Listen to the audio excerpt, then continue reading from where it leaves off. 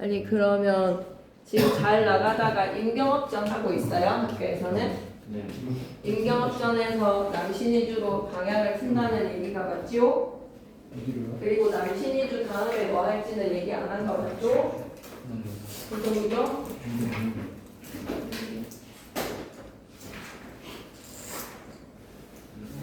혹시 남신이주 다음에 어떻게 나가는지 알게 되면 쌤한테 꼭 얘기해 주시고. 이제 우리가 문학이 너무 빠르게 될 것 같다라고 생각이 들면 수능 주도권이랑 같이 섞으면서 나갈 터이니 장세관 쌤은 수능 주도권 3개에서 멈춘 거 맞아요? 기술 3이랑 사회 3과 이게 다인 거 맞아요?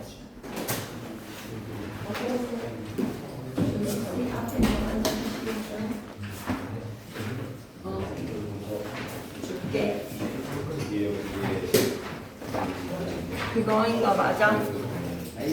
장세건 쌤 어디 나가고 있는지 좀 얘기해 봐봐. 응? 자동차 제조 기술. 다이내믹 스피커 다음 거 이거 하신 거네? 알았어.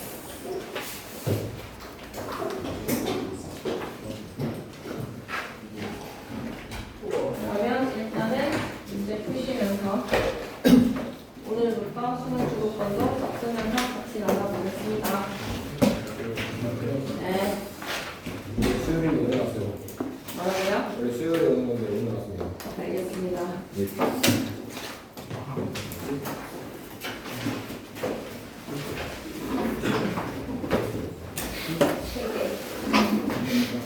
내일 놀고 싶어서 오늘 온 거야. 이제 공부할게요.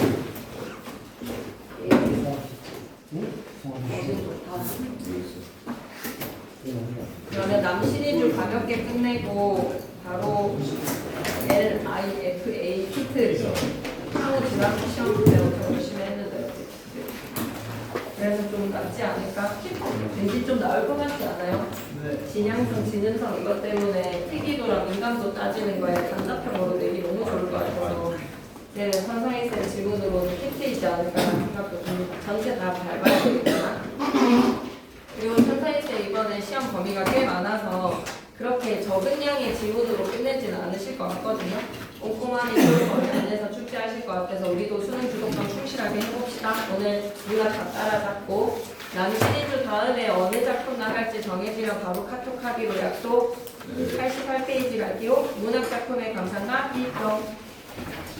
학습 목표부터 한번 보고 갑시다. 작품을 공감적, 비판적, 창의적으로 감상하고 다양한 방식으로 작품에 대해서 비평을 해보자. 그러면 소녀들이 앉아있는 그림 밑에 이야기. 문학 작품을 감상하고 난 후에 친구와 이야기를 나누면서 이해의 폭을 넓혔던 경험이 있습니까? 예시 답안부터 보겠습니다. 이거는 책이 안 들어가 있어요, 얘들아. 우리가 가려고 했던 방향이랑 선생님 방향이 완전 전환이 되어서 2단원으로 가셨거든. 3단원 하다가 2단원으로 가서 오늘 프린트로 준비를 한 거예요. 안경주는 수능 주도권 사이에 끼어져 있는 프린트로 보셔야 돼요. 수능 주도권 사이에 프린트 끼어져 있어요. 예시답부터 갑니다.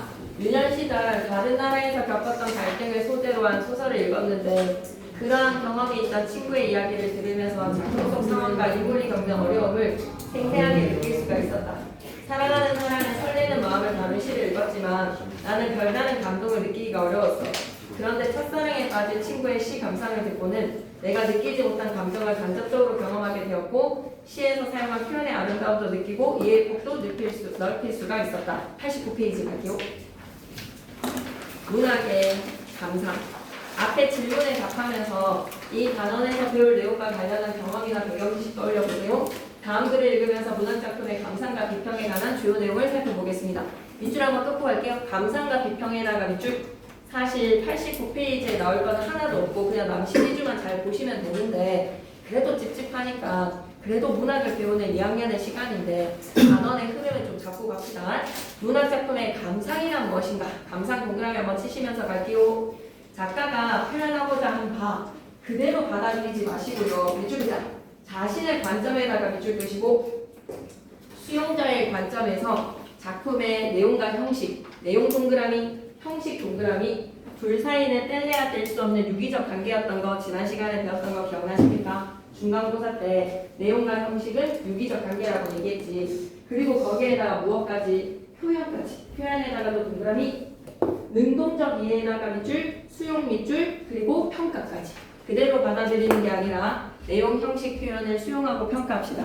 이때 관점은 여러분의 관점이죠. 자신의 문학관의 밑줄 한번 그어주시고 감상의 목적도 밑줄 한번 그어주시고 그리고 작품을 읽는 데 있어서의 밑줄 끊을게요. 사회문화적 맥락과 상황에 나가 밑줄 이런 요인들에 의해서 관점은 결정이 됩니다.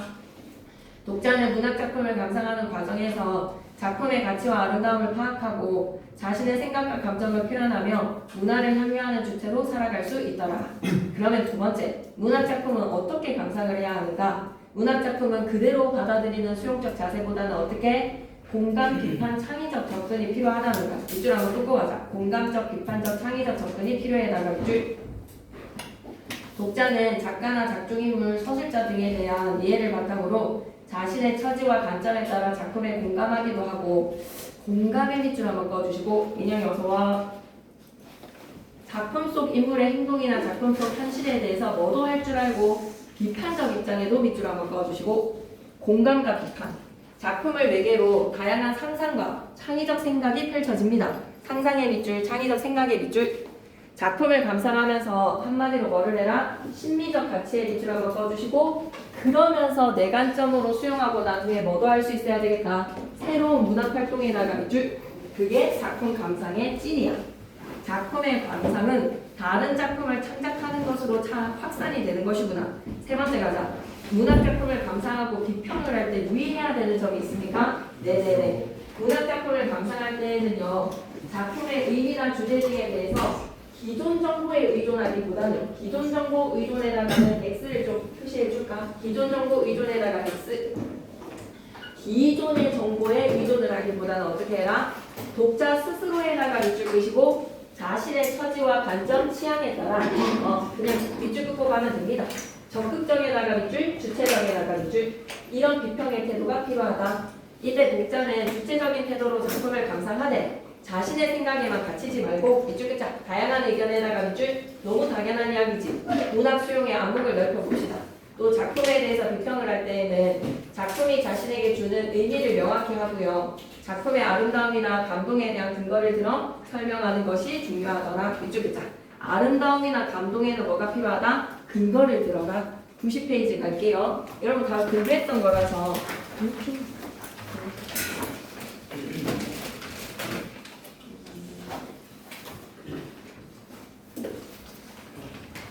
남신이주 유동 박시봉 방에서 방에다가 동그라미 치시고요. 발신인 주소 까먹지 않으셨죠? 발신인 주소 가볍게 한번 넘어가 봅시다. 맨 위에 있는 첫 줄 읽으면서 갈게요. 남신이주 유동이라는 지역입니다. 밑줄 끌게요. 남신이주 유동이라는 지역에다가 밑줄. 그래서 누구? 박시봉이라는 사람의 집에서 발신인 주소의 표시가 뭐다? 방이야 방. 그래서 남신이주 유동 박시봉방에 방자를 특별히 좀 동그라미 쳐주시고 다시 밑에다가 발신인 주소라고도 필기 부탁해요. 작품 선정 이후에서 거의 모든 게 정리가 됩니다. 이 작품은 가족과 헤어져 방랑하던 시적 하자. 가족과 헤어져 방랑의 밑줄 한번 꺼주시고 하자가 지하 10층까지 떨어진 인생의 가장 최악의 순간을 경험하고 있어. 이 하자가 박시봉이라는 목순의 집에 새를 들어서 살며 목순의 집에 새를 들어 살며에다가 밑줄 끄시고 어느 위에다가는 박시봉이라고 좀 적어줄래. 시의 제목을 통해서 발신인 주소를 추측할 수 있어서 집에 새 들어서 살았다라고 하면 그 집주인의 이름은 박시봉이다라는 것을 추측할 수 있거든요. 그래서 지나온 삶에 대해서 성찰을 합니다. 지나온 삶에 대해 성찰에다가 밑줄 끄시고 되새김질을 해보는 거지. 소처럼 연하여 되새김질을 합니다. 현재 상황에다가 밑줄 끄시고 현재 상황은 뭐야? 좌절과 절망의 상황인데 이 절망적인 상황을 받아들이는 거야. 운명에 대한 체념으로 운명론적 인식에다가 밑줄 받아들이는 거야. 그러면서 시적하자. 다시 한 번 더 시련의 외로움의 시간이 찾아온다면 이제 자신의 삶을 보여줍니다. 무엇을 통해? 갈매나무라는 객관적 상간물의 자연물을 통해서 갈매나무에다가 네모박스 가혹한 시련에다가 밑줄 끄시고 자신을 바로 세울 결의를 다진다. 결의를 다진다에다가 밑줄 끄시고 밑에다가 고결한 삶이라고 좀 적어볼까? 고결한 삶. 어떠한 시련에도 꺾이지 않는 고결한 삶을 다짐합니다. 이 작품은 우리가 접할 수 있는 백석의 작품 중 최후의 것으로 밑줄 한번 꺼줘. 절망적인 상황에다가 밑줄. 거기에서 오는 거는 뭐였다? 죽을 수밖에 없는 것을 느끼는 것이었다. 무력감에다가 밑줄, 자기 반성에다가 밑줄.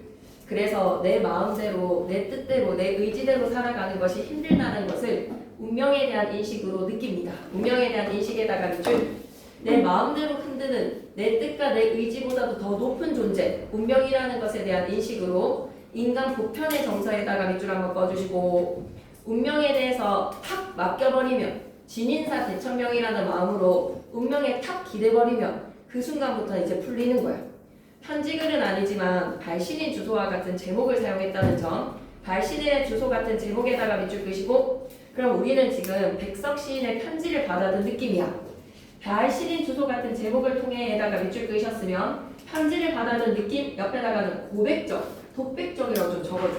그럼에도 불구하고 이 시는 백석 시인 화자의 독백과 고백의 내면 정서 위주에서의 시예요. 그래서 독자는요, 작가의 이력을 떠올리면서 작품 속의 화자의 모습에 시인의 삶을 투영을 해봐. 밑줄 한번 끄자. 시인의 삶을 투영에다가 밑줄, 백석 시인의 삶을 투영하는 거야. 그렇게 시인의 삶을 투영을 해보면서 이를 전제로 시를 창작할 그때 당시의 상황이 어땠을까? 밑줄 시인이 찬 상황에 밑줄 한번 꺼주시고, 이 작품의 백미라고 할 수 있는 것은 뭐다? 갈매나무라는 자연물의 상징적 의미. 갈매나무에 네오박스 치시고요. 시험에 또 나오겠죠, 그죠? 이런 의미를 이해함으로써 우리의 삶과 관련지어서 생각해보세요. 이 작품을 통해 작품에 대한 공감적, 창의적 감상이 가능하기에 이 단원의 제재로 선정이 되었다고 합니다. 그래서 여러분 다 알고 계시겠지만 그래도 다시 한 번 더 주요 포인트 확인합시다. 갈래는 현대시이자 자유시절 사정이 끄덕끄덕. 다른 말은 할 거 없어. 성격은 고백적에다가 밑줄 끄시고, 자신의 삶을 들여다보는 화자의 성찰적 자세, 그리고 운명에 대한 수용과 시련 앞에서는 이제 어떻게 살아가겠다, 의지적으로 살아가겠다. 무엇처럼? 갈매나무처럼. 방황하고 방랑하는 유랑인의 삶이 시적하게 처지입니다. 유랑인의 삶 옆에다가는 방랑이라는 말 좀 적어볼까? 방황과 방랑. 그래서 주제는 무기력한 지난 삶에다가 밑줄 한번 꺼주시고, 그 삶에 대해서 뭐하고? 반성하고, 그리고 새로운 삶의 의지를 가지자. 특징 첫 번째, 너무 중요하지? 서간문 형식에다가 밑줄 끄시고, 1학년 때는 이런 말도 많이 여러분이 질문을 던졌었는데, 서간체가 뭐예요? 서간문이 뭐예요? 라고 하면 서간이 편지죠. 그래서 편지 형식이다, 서간체다 라고 하면 편지문체라고 생각하시면 되죠. 이렇게 편지 형식을 택한 이유는 근황과 자신의 내면의 생각을 잘 전달하기에 적합하기 때문인 거야. 밑줄 한번 그어줘. 자신의 근황 및 심경에다가 밑줄 끄시고, 고백과 독백의 편지 형식이 더욱더 적절합니다. 그런 의도 때문에 서간체, 서간문 형식을 택한 거죠. 그리고 쉼표가 진짜 빈번하게 사용되거든요. 쉼표에 동그라미 치시고, 그런 호흡으로 운율을 형성하고, 뭐뭐하는 것이었다, 뭐뭐하는 것이었다, 것이었다에다가 밑줄 끄시고 운율을 형성한다. 서지. 키높이 책상으로 만들어줘라, 재윤이가 빨리. 지미 좋아요 아저씨 빨리 키높이 책상으로 만들어. 그리고 세 번째에다가 별표. 화자의 인식 전환은 단답형으로 몇 행인지 물어볼 수도 있겠지. 몇 행의 숫자에서 인식의 전환이 일어나는지 한번 보자. 화자의 인식 전환에다가 별표 하나 치시고, 절망에서 희망으로 싹 바뀌는 거 밑에다가 뭐라고 썼지? 그러나라는 표현을 통해서 바뀌지. 그러나도 적어줘. 그러나. 자, 그럼 다음 상렬기 한번 보시죠. 남신이주동 박시공방을 고향을 떠나서 외롭게 살아가는 화자가 밑줄 다시 한 번만 꺼줘. 무기력한 삶에다가 밑줄, 새로운 의지에다가 밑줄, 공감과 창의적 감상과 비평 부탁합니다. 핵심의 판석 좀 보고 가실래요? 1행부터 19행까지 외롭고 쓸쓸해. 무기력하고 무료하고 후회와 부끄러움과 좌절과 절망으로 죽을 수밖에 없는 것을 느끼는 것이었다. 오늘 목매는 날이야. 오늘 연탄불 켜는 날이야. 절망에다가 밑줄, 기간에다가 밑줄. 근데 20행의 그러나에다가 크게 별표 하나 치시고, 행을 물어본다면 20행입니다. 20행. 시상의 전환에다가 밑줄, 그러나.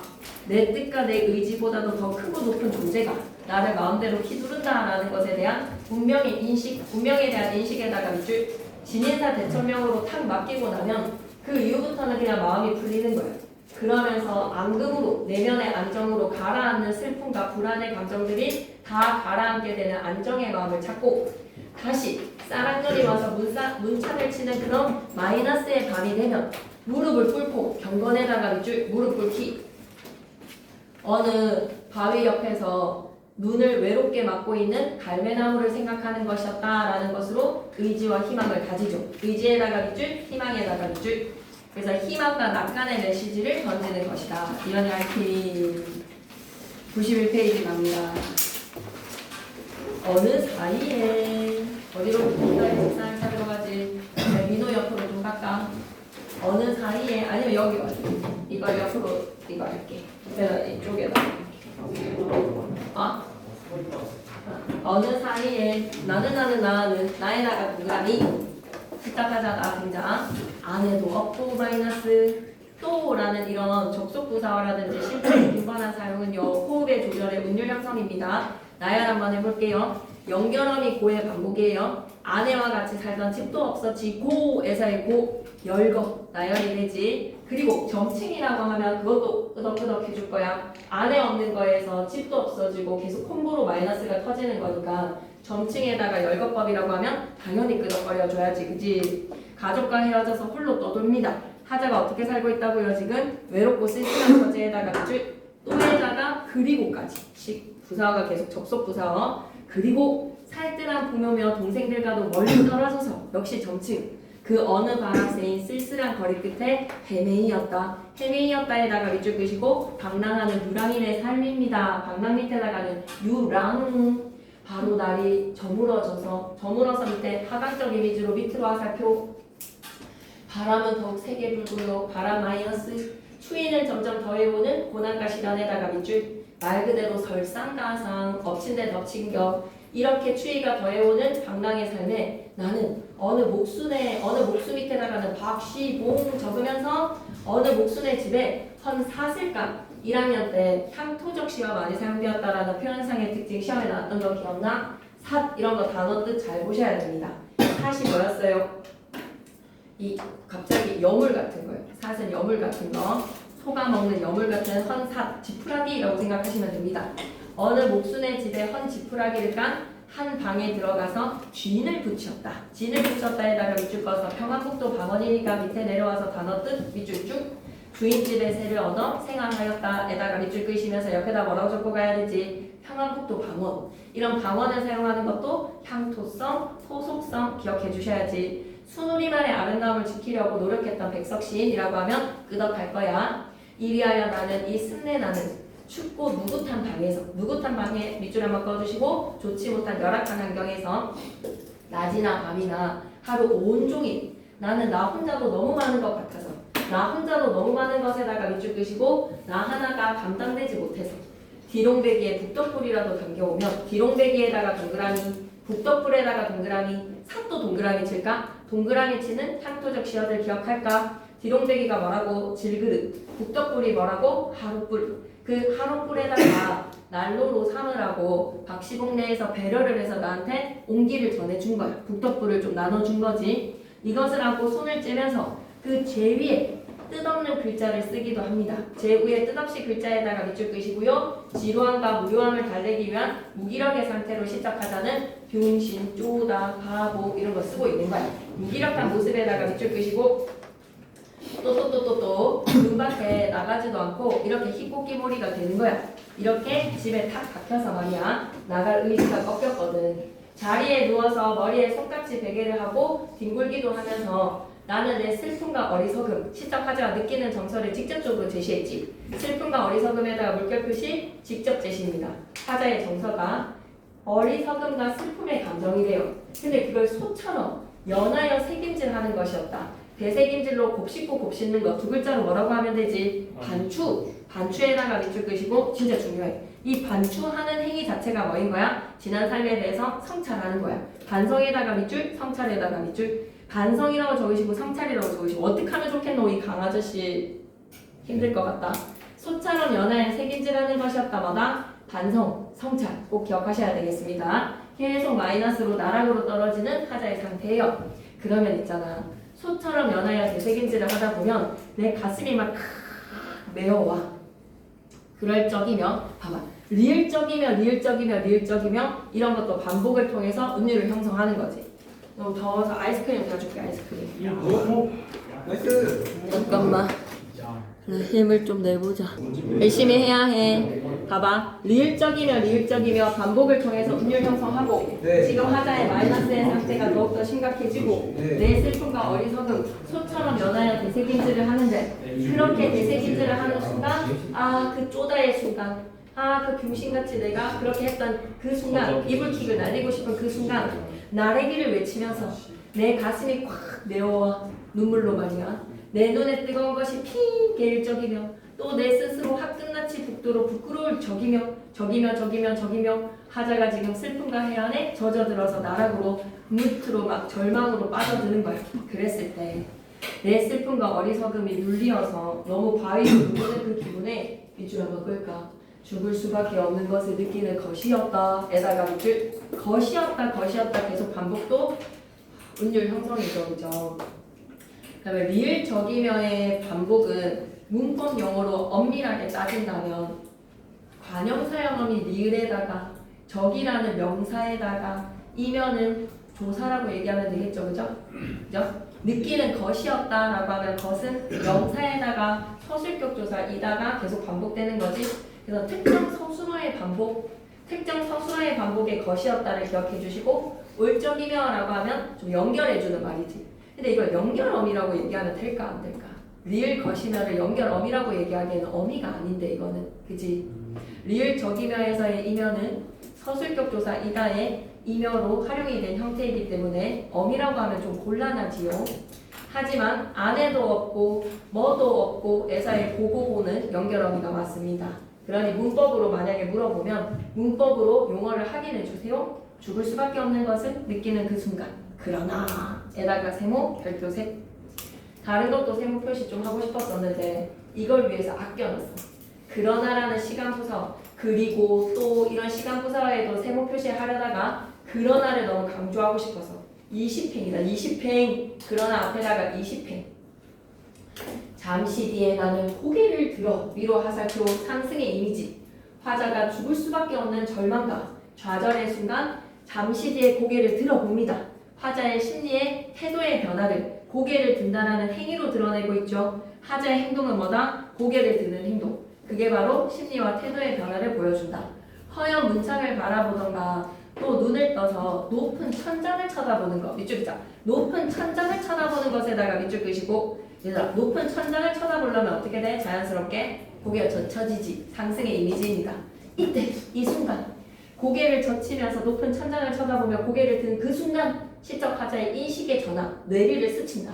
내 뜻과 내 힘, 내 뜻, 내 힘에다가 물결 표시 의지. 내 의지로 내 삶을 이끌어가는 것은 힘들다는 거야. 여러분이 계획한 대로 극제이들이 스트레스를 받을 필요가 없다는 거지. 여러분의 뜻과 힘으로 삶을 살아가는 데 있어서는 힘든 거지. 이것들보다 이것이 가리키는 게 무엇? 이것에다가 쏘아야 되겠는데 이것을 지시어로 좀 쏘아줘. 이것이 가리키는 게 뭐다? 내 뜻이며 힘에다가 하살표 속 단답형에서 이것이 가리키는 거를 찾았어라. 3어절로 내 뜻이며 힘으로 라고 좀 적어주세요. 3어절로 적으세요. 내 뜻이며 힘으로로 찾아 써주세요. 더 크고 높은 것에다가 가로로 묶으시고 두 글자로 뭐다? 내 뜻과 내 힘보다도 더 크고 높은 것은 두 글자로 뭐? 운명. 그 운명에 있어서 나를 마음대로 굴려가는 것인데 운명이 나를 차가운 물과 더운 물로만 넣었다가 롤러코스터를 태웁니다. 운명론적 세계관에다가 밑줄. 자신의 삶에 대한 운명론적 인식. 다시 어떤 맥락인지 19행까지 시적 하자가 나락으로 떨어져서 죽을 수밖에 없는 것을 느끼는 그 순간 그러나 고개를 들어 높은 천장을 바라보며 내 뜻과 내 힘의 의지로 살아가는 것이 힘들다라는 운명론적 인식 속에 그것보다 더 크고 높은 운명에 대한 인식으로 나를 마음대로 굴려가는 것을 생각한다. 진인사 대천명. 운명한테 다 맡기겠습니다. 단어 뜻 좀 잘 봐주세요. 주인을 붙였다. 디롱배기. 누구탕, 북덕불, 백석시인의 평안북도 강원들을 잘 기억해주세요. 92페이지 갑니다. 이렇게 하여 여러 날이 지나는 동안에다가 밑줄, 시간의 경과에다가 밑줄, 시간의 경과를 나타내는 시어 여러 날이 지나는 동안에 이렇게 운명에 대한 인식 끝에 내 어지러운 마음에 이제 내 운명에 대한 인식을 바탕으로 하자는 한층 내적 성숙이 이루어졌네요. 슬픔, 밑줄, 한탄, 밑줄, 가라앉는 것이 차츰 뭐가 되었다? 앙금으로 쏴주세요. 슬픔에서 앙금으로 화살표 속, 한탄에서 앙금으로 화살표 속. 이게 바로 뭐다? 내적 성숙인 거야. 하자의 내면이 진정된 거야. 내면 진정에다가 밑줄 끄시고 감정의 정화 밑줄 한번 꺼주시고 내면적 성숙이라고도 좀 적어주실래요? 슬픔과 한탄이 앙금이 되는 내면적인 성숙으로 가라앉고 그렇게 내면이 진정이 되었는데 말이야. 또다시 외로운 생각이 드는 때, 외로운 생각만이 드는 때 밑에다가 마이너스. 사랑의 실현 하루아침에 극복이 됩니까? 긍정적인 생각을 가졌다고 하루아침에 모든 것이 다 괜찮아지나요? 그렇지 않아요. 외로운 생각만이 드는 때라는 거에서 만에도 방점 하나 찍어주고 때에다가 마이너스 표시해주고 다시 외로워지는 나래기의 순간이 찾아올 때 더러 나주손에 저번에는 시험에 안 나왔지만 끝까지 밀고 싶은 거는 나주손이야. 나주손 단어 뜻풀이 맞아. 저녁 무렵이야. 저녁 무렵에 쌀랑쌀랑 쌀랑눈이 와서 문창을 치는 그때, 문창을 때리는 그 마이너스의 시간, 문창을 치기도 하는 때 밑에다가도 마이너스. 이런 저녁 어떤 저녁? 나주손에 쌀랑쌀랑 쌀랑눈이 와서 문창을 치기도 하는데 내가 또 외로운 생각만이 드는 때, 외로운 저녁, 쓸쓸한 저녁, 이럴 때 어떻게 할까? 내면의 진정, 내면의 안정을 느꼈는 그 외로움의 감정이 또다시 찾아오더라도 하루를 더욱 다가끼며 밑에다가는 경건이라고 좀 적을까? 무릎을 꿇어보며 옆에다가 경건에다가 밑줄 한번 끌까? 그렇게 경건한 마음으로 말이야. 어느 먼 산 뒷옆에 바우, 섭이라는 단어 너무 중요하지 않니? 바우 옆에 따로 외로이 서서 어두워오는데 하얀이 눈을 맞고 있는 그 마른 잎새에는 쌀랑쌀랑 음성 상징어라고 얘기하면 틀린 말 아니야, 알았지? 쌀랑쌀랑 소리가 나면서 눈을 맞을 그 드물다는 수식해주는 말 너무 많다. 수식해주는 말 계속 중첩됐어. 자, 갈매나무를 수식해주는 말. 일단 먼 산 뒷옆에 바위 섭에 따로 외로이 서 있다는 거 하나. 바위 옆에 외로이 서 있습니다. 어두워오는데 하얀이 눈을 막고 있습니다. 잎새는 마른 잎새고요. 그리고 쌀랑쌀랑 소리가 나면서 눈을 막고 있고요. 드물고요. 굳건하고요. 깨끗한 정한 갈매나무입니다. 수식해주는 키워드가 7가지예요. 갈매나무라는 나무를 생각하는 것이었다. 그 갈매나무에 수식해주는 말들이 곧 하나로 합쳐지면 뭐다? 화자의 고결한 삶이라고 생각하시면 돼요. 먼 산 뒷옆 바우섭에 외로이 서 있다. 어두워오는데 하얀이 눈을 막고 있다. 마른 잎새, 쌀랑쌀랑 소리가 나면서 눈을 막는다.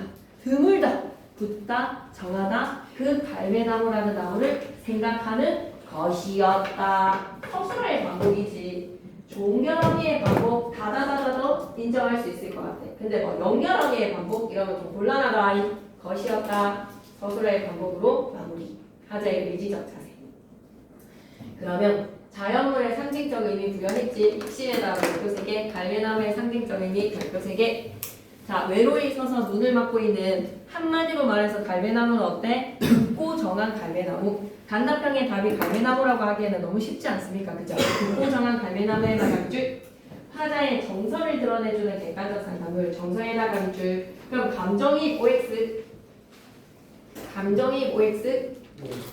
아하, 갈매나무를 의인화시키진 않았기 때문에 감정이입은 X입니다. 감정이입은 아닙니다.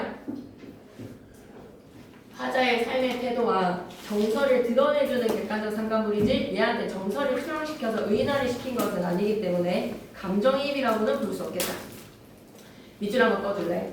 하자가 지향하는 삶에다가 밑줄, 의지 표상에다가 밑줄, 현실 극복 의지에다가 밑줄. 오케이.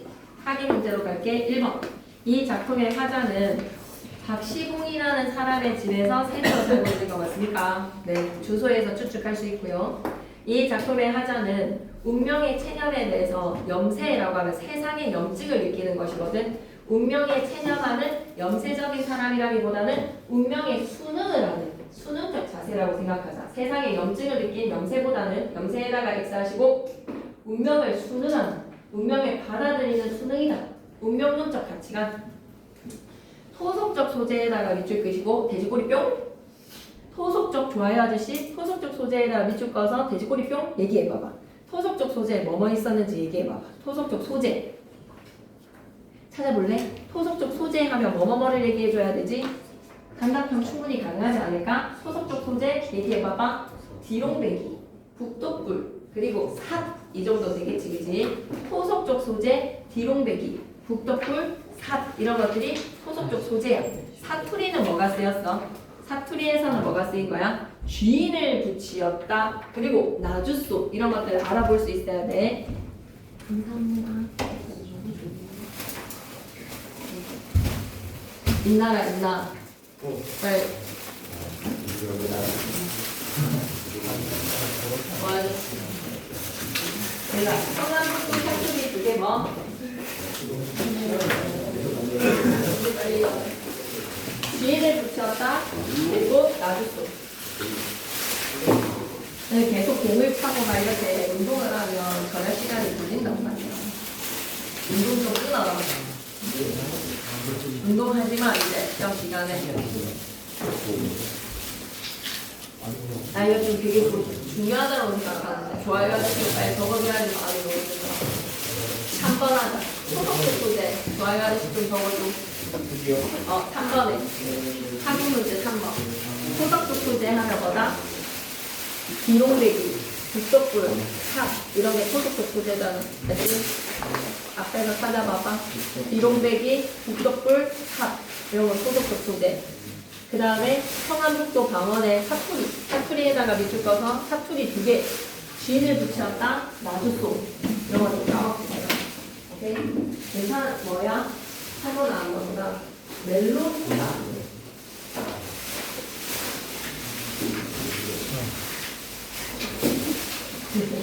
이쪽이 안 오. 갈 때 계속. 그래서 향토적이고 토속적인 분위기라고 하면 맞는 얘기지. 미안해 여기로 갈까? 됐지? 4번에 갈매나무라는 상징적 자연물을 통해서 사자가 지향하는 삶의 자세가 드러납니다. 갈매나무는 감정이입은 아닌 거야, 알았지? 갈매나무는 감정이입은 아니야. 안 먹어봐. 이렇게 왜 빼는데? 감기가 된다. 이거 먹어도 되겠다. 3mm도. 얘들아, 4번 다시 한 번 더. 사자가 지향하는 삶의 자세를 사자의 의지를 표상해주는 소재는 뭐다? 갈매나무. 근데 갈매나무에서 여러분이 잊지 마셔야 되는 것은 감정이입의 객관적 상담문은 아닙니다. 감정이 이입된 건 아니에요. 사자의 의지 표상문이죠. 이 작품에서 시상의 전환의 밑줄 한번 꺼주시고 몇 행, 20행, 20행에서 그러나 화자의 행동을 통해서 화자의 정서 변화가 드러난다. 화자의 행동이 뭐였지? 높은 천장을 쳐다보며 고개를 드는 상승적 행동을 통해서 화자의 정서와 심리, 화자의 인식이 변화되었음을 드러내더라. 93페이지 계속 갑니다. 요런 1번 남신의 준동 박시롱망을 읽고 아래의 활동을 한번 해보도록 할게. 이 시의 제목은 편지를 보내는 사람의 주소였어. 편지를 보내는 사람의 주소에다가 밑줄. 이러한 제목을 붙인 까닭이 뭘까? 제목을 붙인 까닭에다가 밑줄 끄시고 근황 전달이라고 좀 적어줄래? 근황을 전달하는 것과 독백과 고백이라고 적어줄래? 독백과 고백의 근황을 전달하기 위해서. 오케이. 예시 답안으로 가보면요. 이 시의 제목은 편지를 보내는 사람의 주소를 연상시키기 때문에 독자는 시의 내용을 편지의 내용처럼 느끼게 될 수 있게 돼요. 편지의 내용에다가 밑줄. 보내는 사람의 주소 연상도 밑줄 한번 꺼줘. 또한 사자는 편지의 형식을 통해서 자신의 근황과 심정을 진솔하게 드러내고 있기 때문에 자기 고백적에다가 밑줄. 독자가 시의 내용을 편지의 내용처럼 느낄 수 있고 자기 고백적인 내용을 효과적으로 표현하기 위해서 맞아 밑줄 끌게. 자기 고백적인 내용을 효과적으로 표현해다가 밑줄. 고백과 독백과 근황을 잘 전달하기 위해서 편지 형식을 택한 거야. 어디가? 임경업전을 지난 시간에 쌤이 약간 좀 미진했다는 느낌이 들어서 임경업전 다음 시간에 좀 더 마무리를 지으면서 일단 학교에서 나가고 있죠. 2번 갑니다. 이 시의 화자가 자서 임경업전 쌤은 되게 꼼꼼하게 내실 것 같은데 내용 일치라든지 이런 부분에서 되게 꼼꼼하게 임경업전에서 내실 것 같아서 이 시의 화자가 자한 상황을 추측해 보시고요. 그렇게 생각한 근거를 시에서 찾아볼래요. 가족과 떨어진 낯선 타향에서 낯선 타향 밑줄 한번 꺼주시고 새빵에다가 밑줄, 외롭고 쓸쓸하게에다가 밑줄. 그걸 점층적으로 이렇게 표현했지. 어느 사이에 나는 아내도 없고 아내와 같이 살던 집도 없고 살뜰한 부모며 동생들과도 멀리 떨어져서 어느 목순의 집 선사슬감 한 방에 들어서 주인을 붙이었다. 3번에 이 시에서의 하자의 심리 동그라미 상실과 쓸쓸함에서 슬픔과 어리석은 부끄러움을 연하여 되새김질하고 그 연하여 되새김질한 결과 그 부끄러움에 눌리어서 죽을 수밖에 없는 것을 느끼는 것이었다. 19행에서 죽어야겠다고 생각하는 거야. 20행에서 근데 시작하자 20행 밑에 한 번만 더 적어줘. 그러나 이걸 통해서 너에 대해서 체념하게 된다. 운명에 대해서 받아들이고 이 시련에 대해서 받아들이고 이 외로움에 대해서 받아들이는 거야. 지금 이 현재의 상황이 내가 이러해야 할 시기구나. 운명론적 수용에다가 밑줄 시험 공부도 열심히 한번 해보고 운명으로 받아들이는 거야. 24행 근데 외로운 생각만 드는 때는 어떻게 한다? 무릎을 꿇고 적극적 삶에다가 밑줄 의연하고 꿋꿋하게 다시 한 번 더 뭐라고? 굳고 정한 갈매나무라는 나무를 생각하는 것이다. 의연과 꿋꿋에다가 밑줄 94페이지 갈게. 2번에 힘내고 다음 글을 바탕으로 공감적 태도로 이 시를 감상해볼게. 1930년대 시단의 산사를 받던 백석은 비교적 안정된 삶을 살고는 있었어. 하지만 사직 후에 만주행을 택합니다. 백석의 만주 시편에는 그의 고단한 삶의 정황이 드러나는데요. 고단한 삶도 밑줄 한번 꺼주세요. 그가 선택한 만주에서의 삶은 그의 이상과 거리가 멀었던 것으로 보이네요. 그는 해방 후에 귀국하여서 한동안 신의주에 머물렀는데 이 무렵 그는 이혼 후 홀로 지내면서 밑줄 한번 뚫고 가겠습니다. 궁핍 외로운 생활, 밑줄, 보통 밑줄, 남신의주로 박시공방의 앞부분에서 그런 상황, 신의주로 이주한 직후에 백석의 내면이 드러나더라. 시를 창작할 당시의 시인의 마음, 시를 창작할 당시에다가 밑줄, 나락으로 떨어졌어.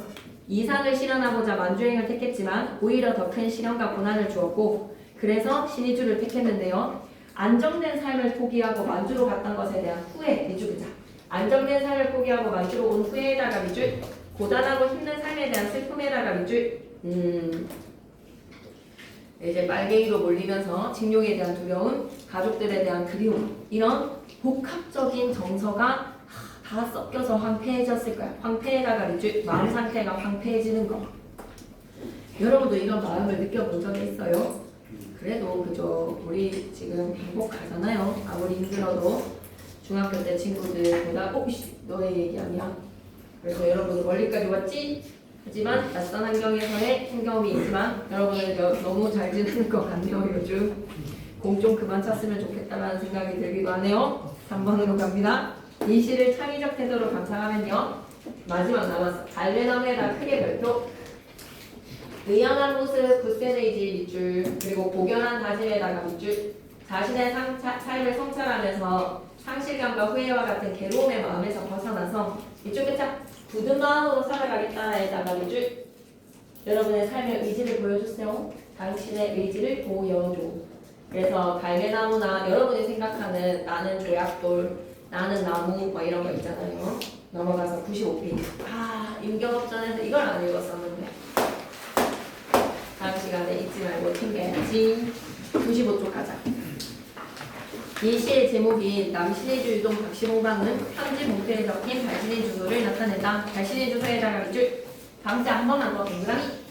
달신인 하자는 현재 평안도 남신의주 유동의 박시봉씨 집에서 새들어 살고 있는 중 그간의 살아온 과정을 회상하면서 현재 자신의 내면을 드러내며 현재 자신의 내면에다가 밑줄 밑에다가 편지 형식 현재 자신의 내면 드러내려고 편지 형식 택할 거예요.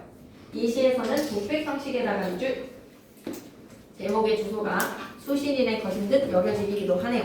시 속에서 언급되는 삶의 이력은 소중한 것들을 읽고 혼자가 되어서 희망 없이 밑줄 한번 꺼줘. 회한에다가 밑줄, 비탄에다가 밑줄 표현 좋다. 비탄에 빠졌다. 시인은 실제로 1939년 이후로 만주에서 체류하면서 고달픈 생활을 하다가 해방 후에 신의주로 내려와서 고향인 종주로 돌아오기 전 한동안 그곳에서 지냈다고 합니다. 이러한 서사적 맥락을 바탕으로 하고 있기에 이 시에서 화자가 외롭고 힘들었던 생활을 회상하는 부분은 직접적인 진술보다는 생략을 동반한 우회적 진술에다가 밑줄 끄시고 현재 시점에서 화자의 처지와 심리 상태를 환기하는 기능도 해줍니다. 이 시의 백미에다가 동그라미, 흰색 눈썹을 백미, 최고의 표현이라고 백미라고 표현을 하거든요. 이 시의 백미, 남신의주 유동 박시봉당 하면 여러분 머릿속에서 뭐가 떠올라야 된다? 갈매나무. 그 갈매나무를 수식해주는 단적인 표현, 국보정한 7가지 중에서 국보정한을 기억하시면 됩니다. 갈매나무는요, 시련과 고독 때문에 여유로 가지만 한편으로 비로소 자신의 내면을 더욱 단단하게 만들어가는 삶의 자세를 갈매나무로 드러냈죠. 같은 상황에서 쉽게 자기 연민에 빠지거나 자기 합리화하는 모습과는 대비가 되는 그렇지 않았다. 나만큼 이렇게 불쌍한 사람은 없어 라는 피의식과 자기 연민에 빠져가지고 막 찡얼찡얼 거리기보다는 자기 합리화를 하기보다는 백석 시인은 치열한 자기 성찰의 결과 치열한 자기 성찰에다가 쭉 고결한 삶의 의지를 다집니다. 무엇을 통해서? 갈매나무를 통해서. 객관적 상관물, 우회적 표현이었던 갈매나무를 생각하면서 한 번 더 보고 가시죠.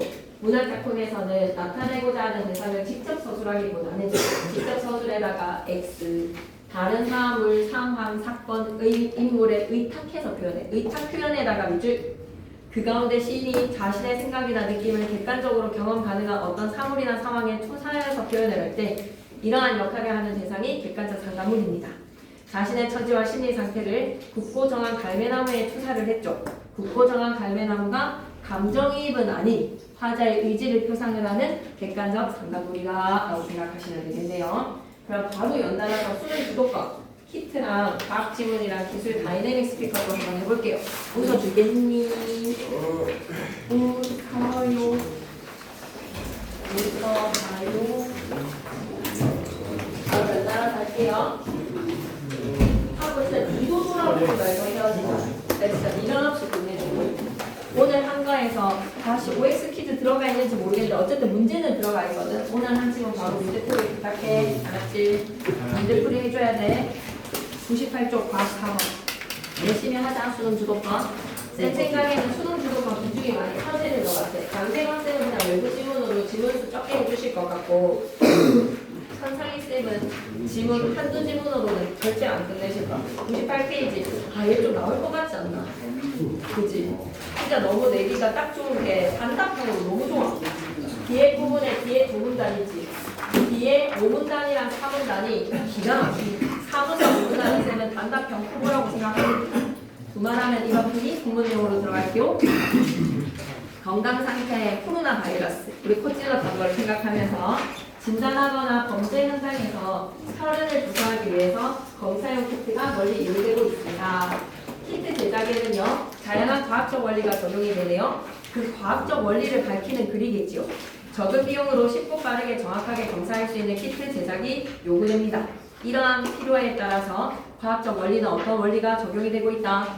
항원, 항체 반응에다가 여기서 넣어주세요. 과학적 원리에 항원과 항체의 반응을 응용을 해서 시료에 존재하는 성분을 분석하는 다양한 형태의 키트가 개발되고 있네요. 항원, 항체 반응은 항원과 그 항원에만 특이적으로 반응하는 항체가 결합하는 밑줄 끌까요? 면역 반응에다가 밑줄. 그러니 한 항원에는 하나의 항체만 결합함에다가 밑줄 쭉.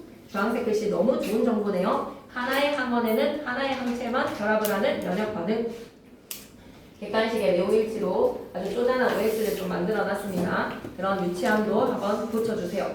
항체 제조 기술이 발전하면서 휴대성이 높고 분석 시간이 짧은 측면 유동 면역 분석법 LFIA 이용한 다양한 종류의 키트가 개발되고 있습니다. 우리의 중심의 화제는 FIA 키트다.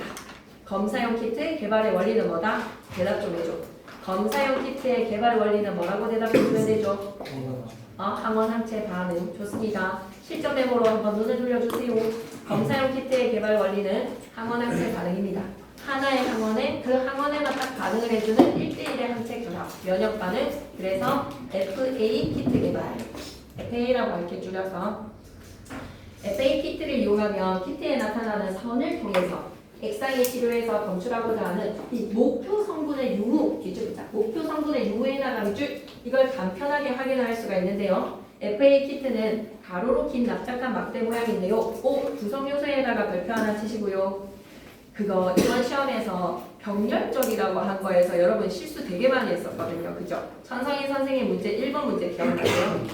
그 반박이라는 거를 병렬적으로 제시하고 있다는 거에서 여러분 꽤나 많이 틀렸던데 이거 FA 키트의 구성 요소는 설명 방식에서 두 글자 뭐로 바꿀 수 있지? 구성 요소로 나누어서 설명해 주는 거 구성 요소 시료 패드, 결합 패드, 반응망, 흡수 패드 구성 요소로 쪼개서 설명하는 거 뭐라고 한다? FA 키트의 구성 요소 옆에다가 이쁘게 적어주세요. 분석 설명 방식에서 이런 거 뭐라고 한다? 분석이라고 적고 가겠습니다. 시료 패드가 나오고 그 다음에는 결합 패드가 있고 그 다음에 반응막이 있고 그 다음에 흡수 패드가 있고 이거 구성 요소로 쪼개서 설명하는 거 설명 방식 뭐라고? 분석 순서대로 나란히 배열된 구조로 되어 있다. 시료 패드로 흡수된 시료는 여러분 콧물이라고 생각해 주세요. 시료 패드에다 묻힙니다. 흡수된 시료는요 결합 패드에서 복합체와 함께 결합 패드에는 뭐가 있다고? 복합체와 함께 반응막을 지나서 여분의 시료가 흡수가 되는 흡수 패드로 이동을 합니다. 누구랑 복합체랑 함께 시료가 같이 섞여서 어디로 가자? 반응막을 지나서 흡수 패드로 가자. 결합 패드에 있는 복합체는요 중요 정보 되겠네. 금나노 입자 또는 형광비드 등의 표지 물질에다가 밑줄 특정 물질에다가 밑줄에 위에다가는 더하기. 복합체는 무엇과 무엇의 결합으로 이루어져 있다? 표지 물질 플러스 특정 물질. 이것이 붙어서 이루어진다. 표지 물질이 무엇인지 한번 생각해 봐봐. 발색 반응에 의해서 색깔을 나타내 줄 거야. 표지 물질의 기능은 뭐다? 발색. 발색에다가 밑줄, 색깔에다가 밑줄. 이 표지 물질에 붙어 있는 특정 물질은 뭐냐? 표지 물질에 뭐가 붙어 있다고? 특정 물질이 붙어 있어. 이 특정 물질은 키트 방식에 따라 종류가 나타나야 물결 표시. 그 얘기가 이제 어디 나옵니까? 세 번째. 직접 방식과 경쟁 방식이라는 키트 방식에 따라서 특정 물질의 종류가 어떻게 다른지 여러분에게 핵 종류와 가치 정보 아니겠습니까? 특정 물질이 키트 방식에 따라 어떻게 종류가 다른지. 그 파란색 글씨 좀 한번 더 읽을게. 특정 물질과 관련된 내용이 더 안 나오네. 그럼 더 뒤에 나올 거야. 특정 물질 키트 방식에 따라서 다르다. 염두에 두고 읽어야 해 라고 얘기해 주네요. 일반적으로 한 가지 목표 성분을 검출하는 키트의 반응막에는 항체들이 통 모양으로 두 가닥 고정되어 있습니다. 항체에다가 밑줄, 두 가닥에다가 밑줄. 항체는 두 가닥으로 고정. 그 중에 시료 패드랑 가까운 쪽은 검사선, 다른 가닥은 표준선. 표지 물질이 검사선이나 표준선에 놓이면 발색 반응에 의해서 반응선이 나타나는 거야. 그러면 여러분 어떻게 생각하면 된다고? 표지 물질은 반응선, 발색 이렇게 묶어서 생각해. 표지 물질이 반응선을 나타내자 발색해주면 오케이. 계속 이어서 갈게. 세 번째 문단에서 아까 했던 이야기 다시 돌아갑니다. 키트 방식에 따라 특정 물질의 종류가 다르다는 이야기 이제 시작해볼게요. 분명히 이거는 시험에 나올 것 같아. 이 지문은 선생님이 선정해 주실 것 같아. 키트의 방식 두 가지, 직접 방식이랑 경쟁 방식 두 가지의 차이점에 주목해 주셔야 됩니다. 방식에 따라서 검사선의 발색 여부가 의미하는 바가 달라. 이쪽 글자.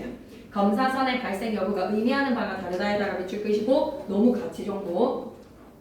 자, 가봐봐. 그럼 이제 직접 방식은 어떤 원리가 담겨있고 검사선의 발색의 의미가 무엇인지를 밝힐 거야. 어떤 원리인지 봐봐. 직접 방식은 복합체에 포함된 특정 물질은 목표 성분에 결합할 수 있는 항체가 특정 물질이야. 특정 물질은 뭐라고? 직접 방식에서의 특정 물질은 뭐라고? 항체야, 항체. 항체에다가 별표 3개를 쳐봐봐. 특정 물질은 항체야. 시료에 목표 성분이 포함되어 있다면 여러분 콧물에 시료로 그걸 묻혔을 때 목표 성분 코로나 바이러스가 포함되어 있다면 목표 성분은요 이 항체 특정 물질에 들어가 있는 항체랑 1차적으로 결합을 하고 1차적으로 결합에다가 밑줄 한번 꺼주시고 목표 성분 이 항체랑 복합체의 특정 물질에 항체랑 1차적으로 결합해주고요 또 검사선에서도 뭐가요? 밑줄 자 검사선에 고정된 항체에다가 밑줄 또 결합을 합니다. 1차 결합, 2차 결합 따라서에다가 세모 검사선의 발색에다가 밑줄 B용 코로나 바이러스 하하 목표 성분 검출에다가 밑줄 판단이 된다. 발색이 곧 뭐다? 목표 성분 검출. 괜찮습니까? 네. 한편 전환입니다. 경쟁 방식 니은의 방식에서는요. 복합체에 포함된 특정 물질은 목표 성분에 대한 항체가 아니라 목표 성분 그 자체의 항원입니다. 목표 성분 그 자체에다가 별표 3개, 항원에다가 별표 3개를 쳐줄까? 목표 성분 자체 말고 항원에다가 별표 3개. 특정 물질 안에 코로나 바이러스를 오히려 넣어놓자. 만약 시료에 목표 성분 코로나 바이러스가 포함되어 있다면 시료의 목표 성분과 복합체의 목표 성분이 서로 항체랑 결합하려고 경쟁을 할 거야. 검사선에 고정되어 있는 항체랑 결합하려고 경쟁을 할 거야. 경쟁에다가 밑줄 이때 세모 시료의 목표 성분이 충분히 많아서 여러분의 콧물에 바이러스가 너무 많아서 목표 성분이 서로 검사선의 항체와 결합하려고 경쟁을 할 때 충분히 많으면 시료의 목표 성분은 복합체의 목표 성분이 검사선의 항체와 결합하는 것을 방해를 할 거기 때문에 뭐가 끼었어야 되는데 밑줄 끌게 검사선이 발색되지 않는다. 발색에다가 X 그러면 뭐야? 발색이 안 되면 코로나 바이러스 걸렸지롱. 그래서 얘네들은 있잖아. 발색의 여부가 의미하는 바가 다르네. 직접 방식의 발색과 경쟁 방식의 발색에 의미하는 바 무조건 시험에 나오겠지. 그래서 직접 방식은 있잖아. 세균, 분자량이 큰 단백질을 검출할 때 이용을 하자. 우리 코로나 바이러스는 직접 방식이었다, 그치? 그런데 경쟁 방식은 항생물질 이런 것처럼 밑줄 꺼줘. 크기가 작은 경우에다가 밑줄 목표 성분의 크기가 너무 작기 때문에 그 항원 자체를 넣어줘서 발색되지 않았을 때 아하 목표 성분 검출이라는 것을 판단을 해주자고.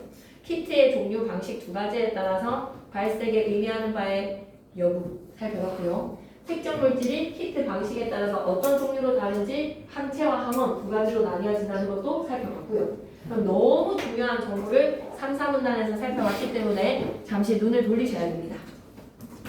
L, F, I, A 키트의 구조 옆에다 다시 한 번만 더 적어주겠니? 이쁘게 분석 이걸 이제 구성 요소로 쪼개서 설명하는 분석이야. 시료 패드가 있고 결합 패드가 있는데 결합 패드 안에 복합체는 표지 물질 플러스 특정 물질이야. 이 특정 물질이 직접 방식 같은 경우에는 항체고 특정 방식이 경쟁 방식 같은 경우에는 뭐다? 항원이다. 이렇게 생각해 주시면 되겠지요. 그리고 표지 물질에서는 발색 반응을 할 수 있습니다. 반응선의 발색, 표지 물질, 반응선 발색 이렇게 세 가지 기억하시면 되겠지? 표지 물질, 발색 반응, 반응선 그리고 넘어가서 반응만에서 검사선이랑 표주선이 있는데 검사선 같은 경우에는 시료 패드에 가까운 거 목표 성분의 유무를 확인해 줄 수 있어. 검사선의 발색 여부에 따라서 표준선은 근데 뭐다? 검사의 정상적인 진행 여부를 확인할 수가 있어. 검사선과 표준선의 기능 두 가지도 기억해주고 나머지가 흡수되는 흡수 패드까지 됐소. 그 다음에 내려와서 직접 방식이랑 경쟁 방식인데 무조건 180으로 나올 것 같습니다. 쌤은 과학 4번이 나와야 되지 않겠나. 우리가 해야 되는 무수한 지문이 지금 남았는데요. 특히 과학 4번입니다. 특정 물질로 한번 가볼게요. 직접 방식은 목표 성분에 결합하는 항체가 특정 물질이 될 것이고 검사선의 발색 같은 경우에는 코로나 바이러스 항원이 들어왔다. 목표 성분의 O. 그래서 이 경우는 세균이나 단백질 같은 분자량의 크기가 큰 경우 검출 시에 사용하는 것이 직접 방식이 되겠습니다. 그 다음에 내려와서 경쟁 방식은요. 목표 성분 자체인 항원이 특정 물질로 들어가 있는 거예요. 항원 그 자체. 검사선이 발색되지 않았다는 것은 코로나 바이러스가 너무 많아가지고 경쟁을 해서 이거 검사선이 발색이 안 됐구나. 목표 성분이 충분하구나. 목표 성분의 크기가 작은 항생물질 검출 시 이용이 되네요. 자, 지금부터 쌤은 4, 5문단이 제일 중요한 것 같아. 지금까지 했었던 이야기들이 좀 끄덕끄덕이고 4, 5문단은 아예 딴 얘기를 해. 네 번째, 다섯 번째 문단은 아예 딴 얘기이기 때문에 우리 한번 생각해봐. 지금 천성희 선생님이 지문을 냈을 때 하나 같은 경우에는 통으로 지문을 줬지. 근데 단답형 같은 경우에는 끝부분만 갖고 와가지고 구분발체로 단답형 문제 출제했던 거 기억나십니까? 그러니 이 끝부분만 발췌해가지고 특이도랑 민감도 관련된 단답형 문제를 내시면 딱 좋지 않을까라는 생각이 들어요. 4, 5문단에 대한 100% 이해가 필요하기 때문에 그 100%의 이해에 필요한 문제가 바로 5번 문제 되겠습니다. 5번에다 별표 3개. 그래서 이게 이해가 되지 않는 사람은 1대1로 좀 해보기로 할까? 5번 문제가 이해가 되지 않고 민감도랑 크기도가 이해되지 않는 사람은 내가 1대1로 하자. 알았지? 6번 문제도 그렇고 문제풀이는 안 할게. 지문만 읽고 넘어가는 거니까 문제풀이는 1대1로 하자. 내가 친절하게 이해시켜줄게. 네 번째 문단 가자. 한편 이 다른 이야기. 이 두 문단만 가지고 왠지 시험 문제 출제하실 것 같아. 검사용 키트는 휴대성과 신속성 외에도 얼구야 정확성이 매우 중요. 정확성에다가 동그라미. 키트의 정확성을 측정하기 위해서는 키트를 이용해서 여러 번의 검사를 실시하고 그 결과를 분석을 할 거야. 키트가 시료의 목표 성분이 들어있다라고 판정을 하면 이건 뭐라고? 양성이야. 이때 시료의 진짜 목표 성분이 실제로 존재를 해서 코로나 환자를 진짜로 잘 찝어냈다. 진양성. 시료 목표 성분이 없는데 이 사람이 양성이라고 판단했으면 위양성. 반대로 키트가 시료 목표 성분이 들어있지 않다라고 판정을 하는 음성. 근데 이 경우에 진짜 안 걸린 사람을 음성으로 판단하면 진음성. 하지만 걸린 사람을 음성이라고 판단하면 뭐가 된다고? 위음성. 잠시만 넘기지 마라고. 키트의 정확성에서는 양성과 음성의 개념을 생각해야 된다. 목표 성분이 있으면 양성. 찐 양성을 양성이라 읽었다 라고 하면 진양성. 아, 양성이 아니 음성인 사람을 양성으로 읽었다? 위양성. 그리고 음성 같은 경우에는 목표 성분이 없을 때 진짜 안 걸린 사람을 음성으로 읽었다? 진음성. 걸린 사람을 음성으로 읽었다? 놓쳐버렸네? 위음성. 넘어갈게요. 현실에서 위양성과 위음성을 배제할 수 있는 키트는 존재하지 않아. 100% 완벽한 키트는 없는 거예요. 없는 거예요. 지문 구조도 너무 좋지 않아요? 지문 구조도 1문단에서 다양한 과학적 원리를 이용을 해서 키트를 개발을 하고 있는데 항원 항체의 면역 반응을 이용한 FA 키트가 있다라고 소개를 1문단에서 해주고 2문단, 3문단에서는 키트의 구조를 2문단에서 설명하고 세 번째 문단에서는 직접 방식과 경쟁 방식을 이용을 해서 키트의 원리를 설명을 하고 네 번째, 다섯 번째 문단에서는 정확성에 대한 이야기를 민감도와 특이도로 나누어서 설명하고 이 구조도 너무 예쁘지 않습니까? 저도 예쁘다. 다섯 번째 문단 갈게요. 여러 번의 검사 결과를 통해 키트의 정확도를 구하는데 정확도란 시료를 분석할 때 올바른 검사 결과를 얻을 확률 정확도가 높으면 높을수록 올바른 검사가 이루어지겠지. 근데 그 정확도가 다시 두 가지 무엇과 무엇으로 나뉘어진다. 민감도와 특이도. 아 진짜 5번 진짜 시험에 단답형으로 나왔으면 좋겠다.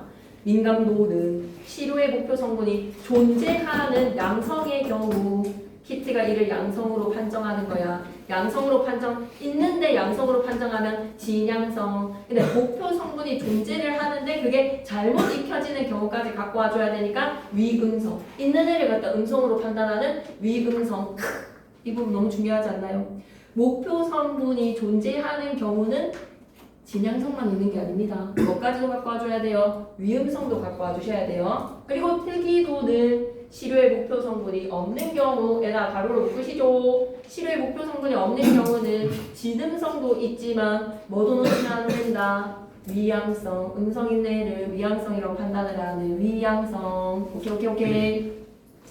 이를 음성으로 판정하는 경우의 비율이 특이도입니다. 위양성과 진음성에서 진음성으로 판정하는 비율. 민감도와 특이도가 밑줄 긋자. 모두 높아에다가 밑줄. 그러면 가장 이상적인 키트. 하지만 현실에서는 그렇지 않은 경우가 많아서 상황에 따라 민감도나 특이도를 고려를 해서 키트를 선택해야 한다. 그러면 키트의 정확도는 민감도 같은 경우에는 진양성을 제대로 판정하는 비율, 특이도는 진음성을 제대로 판정하는 비율. 그래서 5번의 의미를 째려보면서 잘 이해하셔야 돼요. 100% 잘 이해하셔서 쌤한테 이해가 안 되는 부분을 같이 나누기로 할까요? 그리고 쌤이 어설프지만 바꿔놓은 OX 퀴즈와 그리고 문제, 사지성다형 문제까지 같이 한번 풀어보시면서 5번에 대한 완벽한 이해, 6번, 1, 2번도 과학 4번을 너무 중요해. 기술 3까지. 이거 하고 이제 미련 없이 보내줄게. 그럼 이번 주에는 기술 3까지 하고 내일 있잖아. 수요일 만에 그거 할게. 다른 지문을 할게. 기술 3하고 사회 지문을 나갈 테니까 영상 좀 봐주면 되겠니? 그지? 그래서 그 수능 주도권을 이제 좀 섞어서 나가서 주도를 좀 뺄 테니까 수능 주도권 화요일 수요일만 다른 내용으로 나가겠습니다. 알았죠? 그러니 여러분도 한번 봐주세요. 아 좋아요 아저씨. 네. 기술 3 다이내믹 스피커. 아 내실감. 이 쌤은 지금 여러 개 중에서 그냥 추천으로 그냥 하나 내시고 어떤 다른 지문에서 긁어 오실 거기 때문에 바라는 바는 없습니다. 하지만 기술 3도 잘 보도록 할게요. 얘들아 기술 지문은 과정을 중심으로 여겨야 돼. 위에다 기술 3 위에다가는 과정 주목이라고 적어줄래. 과정 주목. 그 과정이 잘 드러나는 뭐를 잘 봐야 되나? 세 번째 문단을 잘 보고 문제를 푸신다면 2번 문제 잘 이해하시고 만사 5K 135페이지 2번 문제 별표 하나 치시고 2번 문제의 구조에 따른 이 분석 요것만 좀 잘해주시면 되겠습니다. 과정에 주목해주세요. 한마디로 다이내믹 스피커가 어떻게 작동을 하는지 그 작동을 하는 데 있어서 이 구성 요소 역시 분석이네요. 구성 요소 하나하나들이 어떤 기능을 하는지 그곳에 좀 주목해달라. 본문 내용으로 들어갈게요.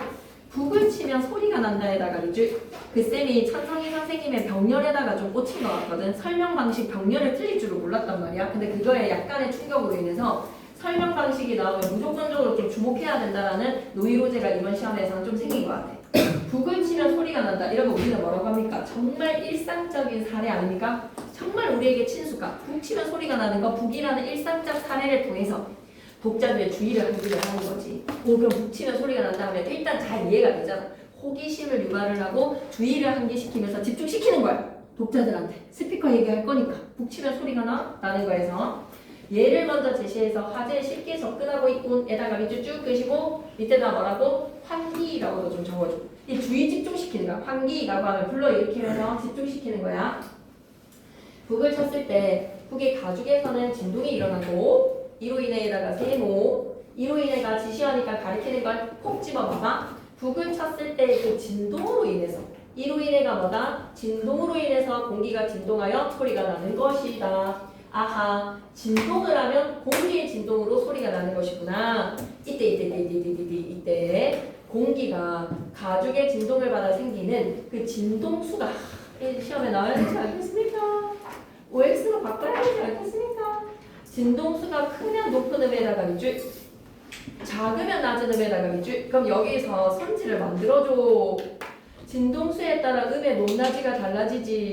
진동수와 음의 높낮이는 비례관계야 반비례관계야? 비례관계야. 옆에다 적어줘. 진동수, 음의 높낮이 비례관계. 진동수가 크면 높은 음, 작으면 낮은 음이야. 옆에다 뭐라고 적는다고? 진동수와 음의 높낮이는 비례관계입니다. 그리고 하나 더 상관관계 정보 한 개만 더. 공기의 진폭이 크면 강한 소리, 작으면 약한 소리. 밑에다 뭐라고 적을 거야? 진폭과 소리의 세기, 소리의 크기 같은 말이지. 진폭과 소리의 세기 크기는 비례관계야 반비례관계야? 역시 비례관계. 정보 두 개 끄집어내자. 소리의 높낮이와 소리의 강약이라는 크기를 변화시키는 요소는 진동수와 무엇이었다? 진폭이었어. 진동수는 소리의 높낮이, 진폭은 소리의 강약이야. 잊지 말자. 이와 같은 원리이고 전류의 진동수나 진폭에 따라 다양한 소리를 재생할 겁니다. 진동수와 진폭에 따라에다가 밑줄 다양한 소리는 어떤 소리일까? 높으면서 강한 소리, 낮으면서 약한 소리, 낮으면서 강한 소리, 크면서 약한 소리. 이런 결합이 이루어지겠지. 오케이. 그럼 첫 번째 문단. 스피커의 소리 재생 원리는 뭐였다고요, 여러분? 진동으로 인해 공기의 진동이 소리를 만든다. 실전 메모로 가시죠. 스피커의 소리를 변화시키는 요소는 두 가지. 진동수와 진폭. 진동수는 높낮이, 진폭은 크기. 두 번째 문단 갈게.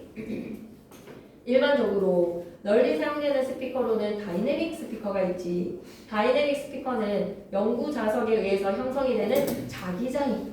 자기장에다가 동그라미 연구 자석이 뭐를 만든다고? 자기장을 만들어. 보이스 코일에 흐르는 전류와 수직 방향이야. 수직 방향에다가 밑줄 전류와 자기장의 수직 방향. 전류와 자기장의 수직 방향. 수직 방향을 이루도록 하여 진동판을 수직으로 움직이겠네. 진동판을 움직이는 힘이 위아래에 수직으로 작용을 하게 함으로써 소리를 재생하는 메커니즘이야. 오, 원리를 바로 얘기해 주는구나. 이러한에다가 세모. 이러한 메커니즘은 어떤 메커니즘이야? 이러한이 가리키는 말을 좀 설명할 수 있어야 돼. 이걸 설명 안 하고 넘어가면 안 돼. 이러한 메커니즘을 이러한이라는 말을 좀 풀어서 설명해 주겠니? 말할 수 있어야 되는데 메커니즘을 이러한이라고 퉁쳤는데 앞에 나온 이러한을 가리키는 말을 좀 적고 가볼까? 메커니즘은 어떤 메커니즘이다? 자기장이 전류와 수직 방향이라고 적을게. 이러한 메커니즘 앞에다 이러한에다 좀 적고 가자. 자기장이 전류와 수직 방향이라고 적자. 자기장이 전류와 수직 방향. 그래서 이 메커니즘이기 때문에 진동판이 위아래로 움직이면서 소리가 재생이 되는 거야. 반드시 좌우가 아니라 위아래로 진동판이 움직이는 것마다 자기장이 전류와 수직 방향. 오케이. 이게 메커니즘이야. 왼쪽의 그림에서와 같이 자기장이 전류와 무슨 방향? 수직 방향. 이걸 이룰 때 생성되는 힘이라는 동그라미. 그 힘이 자기장과 전류의 수직 방향으로 작용을 한다는 것이 바로 뭐다? 프레이밍의 왼속 법칙 되겠습니다. 두 번째 문단 갈게요. 앞으로 실전 메모. 다이내믹 스피커. 다시 한 번 더. 자기장과 전류의 무슨 방향? 수직 방향. 거기에서의 힘이 진동판을 어떻게 움직인다고? 수직으로 위아래로 움직여서 소리를 재생한다. 이게 메커니즘입니다. 세 번째 문단 갈게요. 다이내믹 스피커의 주요 부품으로 3번 문제라 연결시켜야 되겠지, 그치? 3점짜리 문제지? 그럼 여러분은 옆에다 이쁘게 적어줘. 분석. 이런 설명 방식이 바로 뭐야? 분석이야, 분석. 연구자석 1번, 탑플레이트. 그림 좀 보면서 하면 되겠니? 연구자석 있고요. 탑플레이트 있고요. 보이스 코일 보이십니까? 네. 완전 대칭이네요. 딱 적으면 되네요. 하나가 되네요. 그리고 보빈에, 진동판에 얘네들이 하는 역할 다 나올 겁니다. 댐퍼에다가 콜피스까지. 끄덕끄덕. 괜찮나요? 콜피스. 예, 이렇게 등이 있다. 연구자석이 하는 역할. 여러분, 옆에 세 번째 문단에 이 말 좀 적고 가주세요. 구성요소의 기능에 따른 작동 원리. 세 번째 문단에 이 말 좀 적고 갑시다. 세 번째 문단에 이 말 좀 적고 갑시다. 구성요소의 기능에 따른 작동 원리. 이 구성요소, 연구자석이 어떤 기능을 해서 어떤 작동인지, 탑플레이트가 어떤 기능을 해서 어떻게 작동이 되는지, 구성요소의 기능에 따른 작동 원리라는 세 번째 문단을 꼭 명심하셔야 됩니다. 잘 기억해야 돼요. 연구자석은 무슨 일을 합니까? 자기장 형성이요. 탑플레이트는 뭐라고요? 이 만들어진 자기장을 보이스 코일 방향으로 제어를 합니다. 보이스 코일 방향으로 제어. 방향 자기장 제어의 역할은 누가 한다? 탑플레이트. 자기장 제어에다가 밑줄 자기장을 제어해주는 역할 탑플레이트. 야야 어디 다른 데 가지 말고 보이스 코일 방향으로 가야 해. 그 역할이 뭐다? 탑플레이트. 보이스 코일은 보빈의 코일 모양으로 감겨있는 도선이겠죠. 이 코일에 전류가 흐르면 연구자석이 형성하는 자기장과 상호작용하여서 생성되는 힘이 보이스 코일을 또다시 밑줄이자 위아래로 움직이게 해다가 밑줄 한번 꺼주시고 다시 코일에 전류가 흐르면 연구자석이 형성하는 그 자기장이랑 뭐랑 전류가 상호작용을 해서 생성되는 그 수직 방향의 힘에다가 동그라미 그걸 어떻게 한다고? 위아래로 움직이게 해다가 밑줄 보이스 코일에 고정되어 있는 이 보빈은 그럼 무슨 역할을 하지? 보이스 코일이 받는 이 힘을 진동판의 위아래로 그대로 전달해. 진동판에 그대로 전달해다가 밑줄 위아래로 흔드는 진동판에 그대로 전달. 그래서 이제 뭐가 나오는 거야? 소리. 댐퍼에다가 동그라미. 스피커의 외형을 이루는 단단한 프레임에 보빈을 지지시켜서 보빈에 감겨있는 보이스 코일을 위아래로 원활하게 움직일 수 있도록 이거 댐퍼가 하는 역할 뭐라고? 밑줄 긋자. 보이스 코일의 중심을 잡아준다 에다가 밑줄 보이스 코일이 위아래로 움직이라고 중심 잡아주는 것이 댐퍼. 그리고 마지막 콜피스. 전류가 흐르면서 보이스 코일에 발생하는 그 열에다가 밑줄 연구자석과 탑플레이트로 분산을 시켜서 콜피스가 해주는 역할 뭐라고? 시켜주는 역할에다가 밑줄. 세 번째 문단 완전 가치 정보지. 각각의 부분을 기능으로 나누어서 설명하는 설명 방식이 뭐라고 여러분? 분석. 특히 보빈 같은 경우에는 보이스 코일에 고정되어 있으므로 보이스 코일과 보빈은 같이 위아래로 움직여줘야 된다는 것이야. 괜찮지? 고정되어 있으니까. 됐어. 그 다음에 네 번째 문단 가자. 다이내믹 스피커에서 소리를 재생하기 위해서는 보이스 코일이 위아래로 반복하여 움직이면서 진동판을 진동시켜줘야 돼. 맞아. 이쪽이자. 보이스 코일이 위아래로 반복 움직에다가 밑줄 끄시고 그럼 누구도 고정되어 있는 보빈도 같이 보이스 코일과 함께 위아래로 반복해서 움직이는 거야. 그렇게 진동판은 위아래로 움직이면서 진동이 되는 거야. 진동판의 이 위아래에서 움직이는 반복 운동은 이쪽이자. 전류의 방향이 계속해서 바뀌는 교류 전류에다가 밑줄 쭉 끄시고 교류 전류를 보이스 코일에 흘려주면서 이루어지는 거야. 연구 자석에서 나오는 자기장의 방향은 바뀌지 않아. 별표 좀 쳐주겠니? 자기장의 방향은 동일에다가 별표.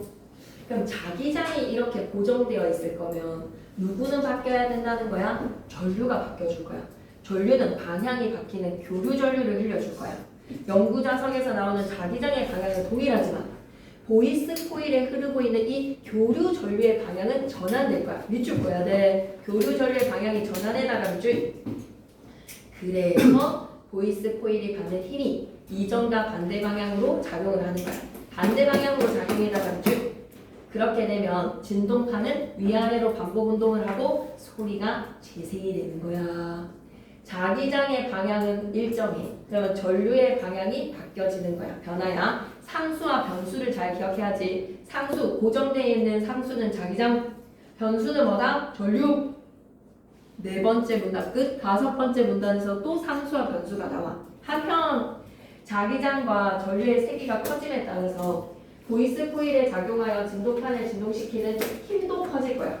전류의 세기가 커짐에다가 밑줄, 힘은 커진다에다가 밑줄, 비례관계야. 전류의 세기가 커지면 힘은 커질 거야. 그런데 세모, 아까 자기장의 방향은 상수라고 했지, 전류의 방향은 변수라고 했지. 그런데 말이야, 연구 자석에 형성되는 자기장은 또 상수야.